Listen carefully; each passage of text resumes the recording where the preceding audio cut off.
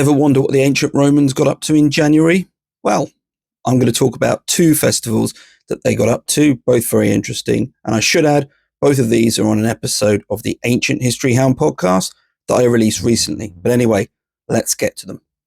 First up, the Compitalia, which I think is rapidly becoming one of my favourite festivals from antiquity, certainly up there with the Hallower, for reasons that I'll get to in a moment.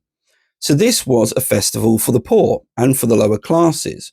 In ancient Rome, you had vici. These are essentially small administrative areas. So think of them like neighbourhoods or wards. And the Compitalia was celebrated in each of these. Pliny the Elder, by the way, says that by his time, so late 1st century AD, you had 265 vici in Rome. So there were a lot of these small neighbourhoods all celebrating the Compitalia. And the Compitalia takes its name from crossroads. Each of these would have a crossroads in it, and it was here that the focus of the events would take place. It was at the crossroads where you had a shrine to the Lares. These were a pair of protective spirits, and it was here that a sacrifice was made to them. And after that, a few things occur, and I get into much more detail about this in the episode, so if you're enjoying this so far, watch the rest, then go listen to the episode. But a couple of things occur. So you have, for starters, honey cake donated by each household, which sounds fun. And then you have a really quite unusual thing. So you have woolen dolls being hung up, and these represent each member of the household, with woolen balls representing slaves. And again, there's an unusual interpretation of that, which I get into in the episode.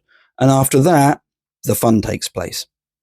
The main reason I really like the Compitalia is because it was festival for the lower classes, by the lower classes. You had all the poor, the slaves, all of these people contributing, having a good old time of it, having a bit of a sing, bit of a dance. You'd have had music, you'd have had plays, possibly would have had games of some sort, depending on what sort of size you had available to you. And I read a really interesting argument that even went further on this idea. And that was that Rome was essentially a city where you had a lot of people who had come from different parts of the empire. And they generally formed small communities. So it's possible that if you had a demographic from one particular part of the empire, it was entirely reasonable that they might have their culture manifesting in the Compitalia, perhaps through the food or some of the entertainment. On to the second festival then. This was the Carmentalia, which took place on the 11th and 15th of January and was named after Carmenta.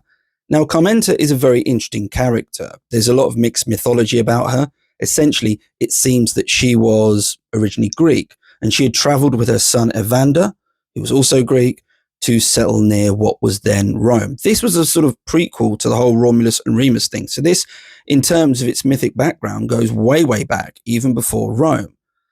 Carmenta was associated with two things. She was associated with prophecy and childbirth, and worshipped in accordance with that. And she was accompanied by two characters, so post-vorta and anti-vorta. And this relates to forward-looking and backward-looking. And you can think of those manifestations making sense with a deity or a goddess rather associated with prophecy, but also with childbirth. And it's argued that this represented the different type or different version of Carmenta that you'd pray to or make offerings to on the birth of a child, whether it was born head first or feet first.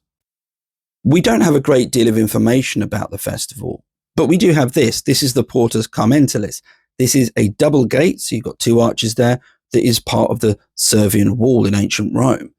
And if you listen to the episode, you'll find out why one of those arches was apparently cursed. Now, there was a temple near to this apparently, and this had a few rules and gives us a bit more information about her worship.